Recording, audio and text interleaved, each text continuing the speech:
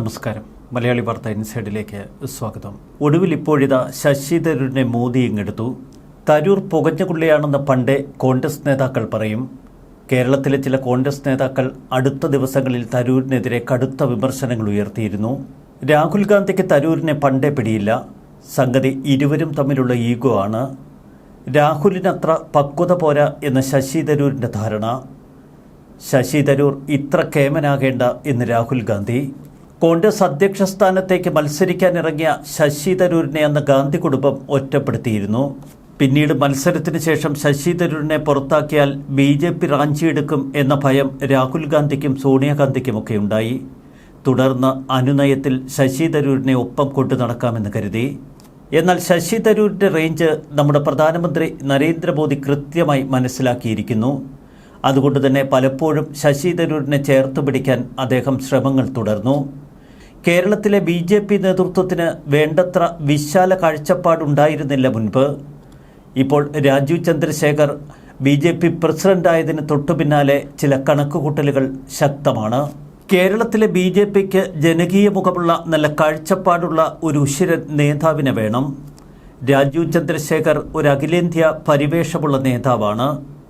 എന്നാൽ ശശി തരൂരിനെ ഒരു മുഖ്യമന്ത്രി സ്ഥാനാർത്ഥിയാക്കി അവതരിപ്പിച്ചാൽ അത് BJPക്ക് വലിയ നേട്ടമുണ്ടാക്കുമെന്ന് BJPയുടെ കേന്ദ്ര നേതൃത്വം കണക്കുകൂട്ടുന്നു. ഏറ്റവും ഒടുവിലിത രാജ്യസ്നേഹത്തെ ചൊല്ലിയാണ് രാഹുൽ ഗാന്ധിയും ശശി തരൂരും തമ്മിൽ കൊമ്പുകോർക്കുന്നത്.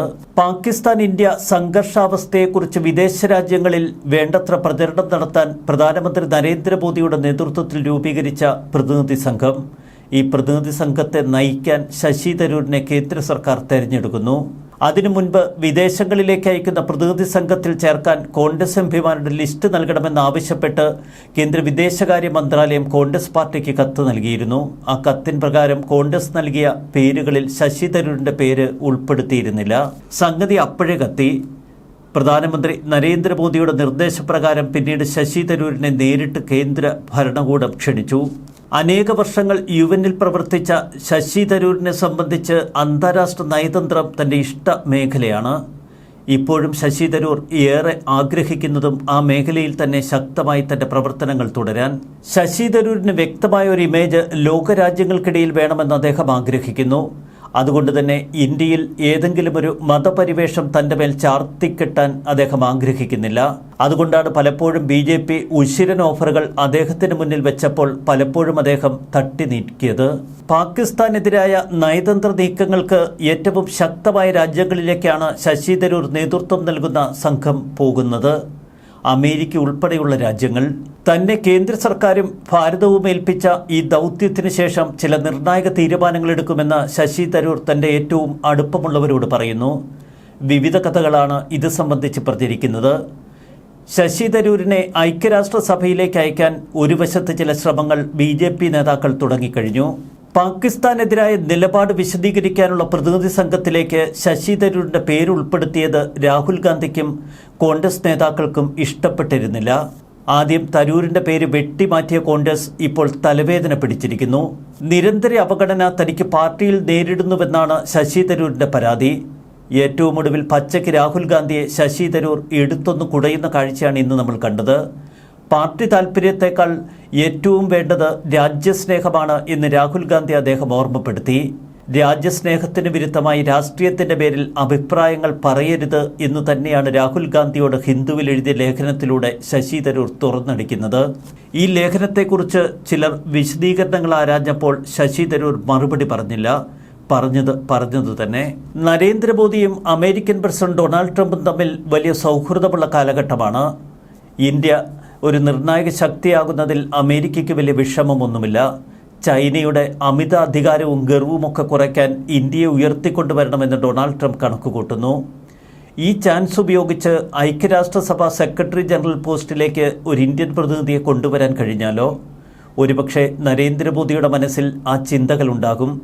അതുകൊണ്ട് തന്നെ ശശി തരൂരിനെ ആ സ്ഥാനത്തേക്ക് ചിലർ ഇപ്പോൾ ഉയർത്തിക്കാട്ടുന്നു. ശശി തരൂർ അത്തരമൊരു ഓഫർ സ്വീകരിച്ചാൽ തിരുവനന്തപുരം സീറ്റ് രാജീവ് ചന്ദ്രശേഖറിന് ഇങ്ങെടുക്കാം. തുടർന്ന് രാജീവ് ചന്ദ്രശേഖറിന് കേന്ദ്രമന്ത്രിയുമാകാം.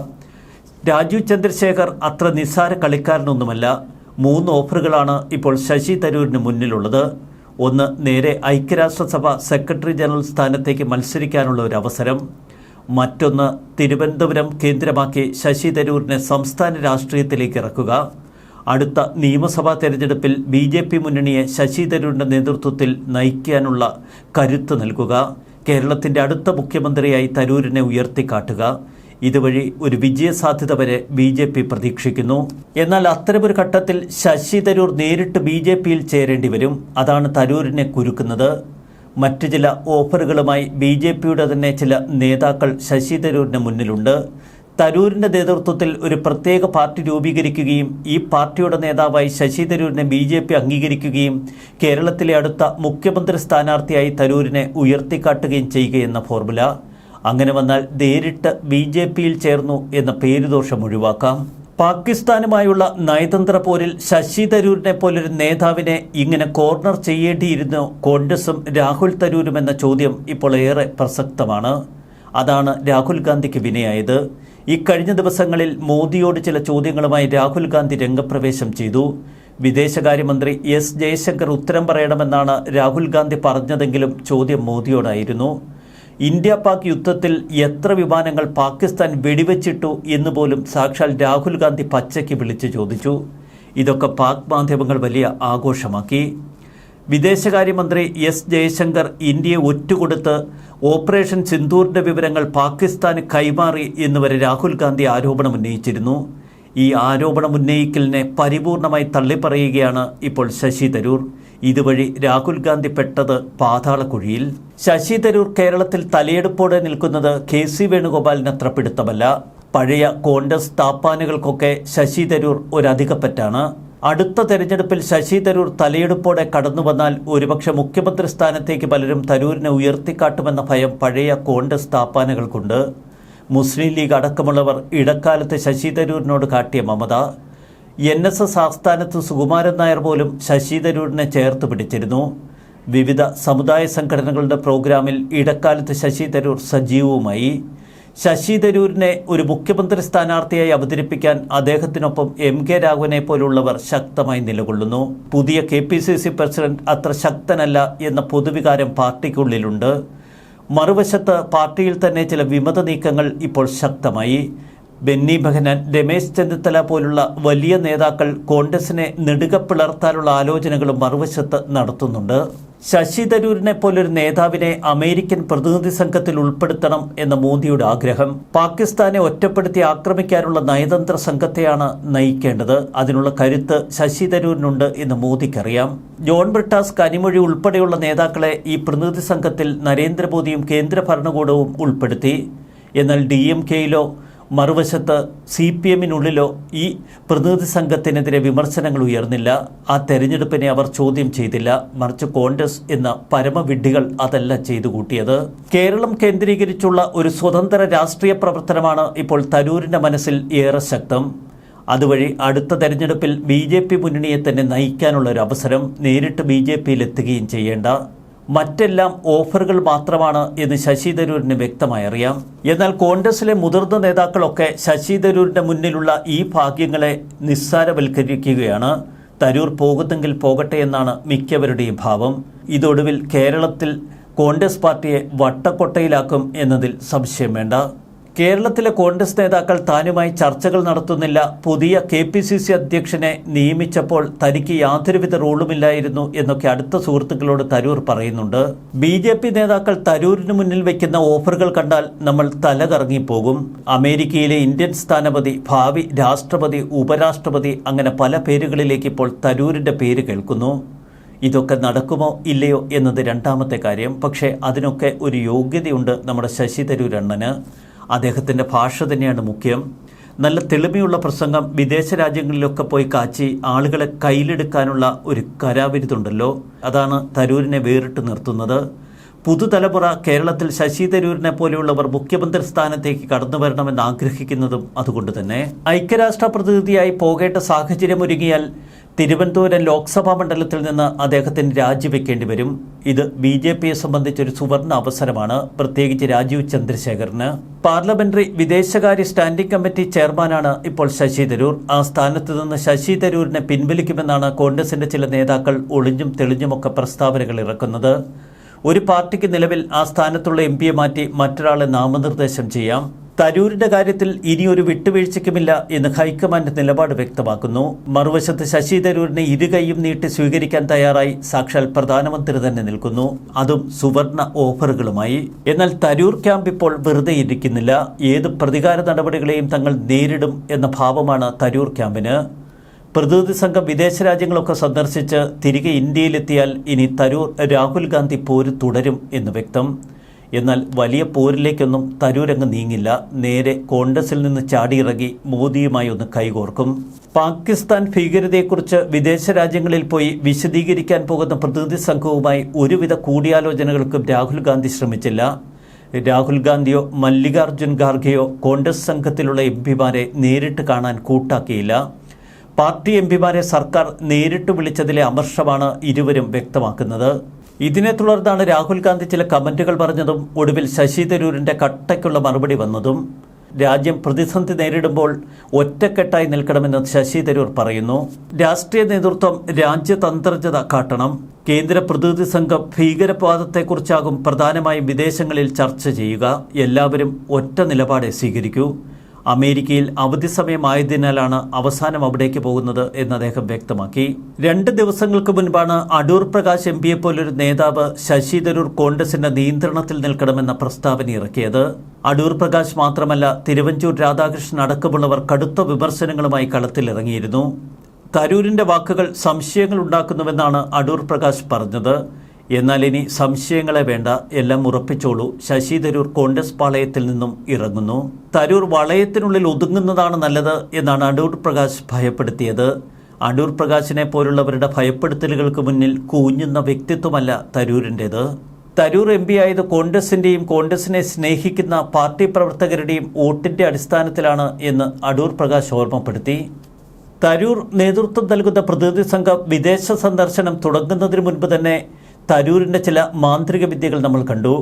ഇപ്പോൾ ഇന്ത്യയിലുള്ള ഫ്രഞ്ച് പ്രതിനിധി സംഘം ശശി തരൂരുമായി സംസാരിച്ചു. തുടർന്ന് പാകിസ്ഥാനെ അവർ പൂർണ്ണമായി തള്ളിപ്പറഞ്ഞു. ഓപ്പറേഷൻ സിന്ദൂറിന് പൂർണ്ണ പിന്തുണയാണ് ഇന്ത്യയിലുള്ള ഫ്രഞ്ച് പ്രതിനിധി സംഘം നൽകിയത്. പാകിസ്ഥാൻ സ്പോൺസർ ചെയ്യുന്ന ഭീകരതയ്ക്കെതിരായ പോരാട്ടത്തിൽ ഇന്ത്യക്ക് കട്ട പിന്തുണ ഫ്രാൻസ് പ്രതിനിധി സംഘം നൽകി. ഇക്കാര്യം മാധ്യമപ്രവർത്തകരോട് പറഞ്ഞത് ശശി തരൂർ MP. പഹൽഗാം ഭീകരാക്രമണത്തിന് മറുപടിയായി പാകിസ്ഥാനിലെയും പാക് അധീന കാശ്മീരിലെയും ഭീകരതാവളങ്ങളിൽ ഇന്ത്യ ആരംഭിച്ച ഓപ്പറേഷൻ സിന്ദൂറിനെ സെനറ്റ് പ്രതിനിധി സംഘം പൂർണ്ണമായി പിന്തുണച്ചുവെന്ന് ശശി തരൂർ വെളിപ്പെടുത്തി.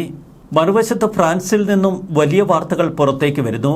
എഴുത്തുകാരനും നയതന്ത്രജ്ഞനും രാഷ്ട്രീയക്കാരനുമായി മാറിയ ശശി തരൂരിന് ഫ്രാൻസിന്റെ പരമോന്നത സിവിലിയൻ ബഹുമതിയായ ഷെവലിയർ ഡി ല ലെജിയൻ ഡി ഹോണർ ചൊവ്വാഴ്ച അവിടെ നടന്ന ചടങ്ങിൽ സമ്മാനിച്ചു. ഏറെ അഭിമാനകരമായ ഒരു അവാർഡാണിത്.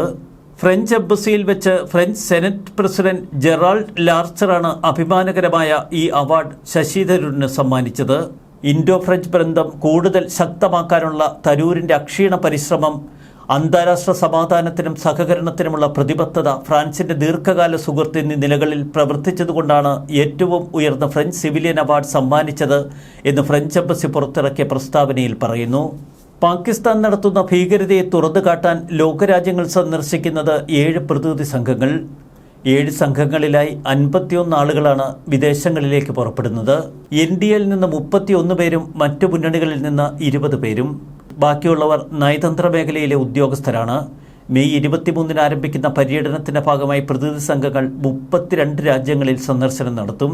UK, France, Germany, European union, Italy, Denmark എന്നിവിടങ്ങളിലേക്ക് പോകുന്ന പ്രതിനിധി സംഘത്തെ നയിക്കുക രവിശങ്കർ പ്രസാദ്. ഇന്തോനേഷ്യ, മലേഷ്യ, ദക്ഷിണ കൊറിയ, ജപ്പാൻ, സിംഗപ്പൂർ എന്നിവിടങ്ങളിലേക്കുള്ള പ്രതിനിധി സംഘത്തെ നയിക്കുക സഞ്ജയ് കുമാർ ഝാ. ഈ സംഘത്തിൽ കേരളത്തിൽ നിന്നുള്ള ജോൺ ബ്രിട്ടാസിനെയും ഉൾപ്പെടുത്തിയിരിക്കുന്നു. US, Panama, Guyana, Brazil, Colombia എന്നിവിടങ്ങളിലേക്കുള്ള പ്രതിനിധി സംഘത്തെയാണ് ശശി തരൂർ നയിക്കുന്നത്.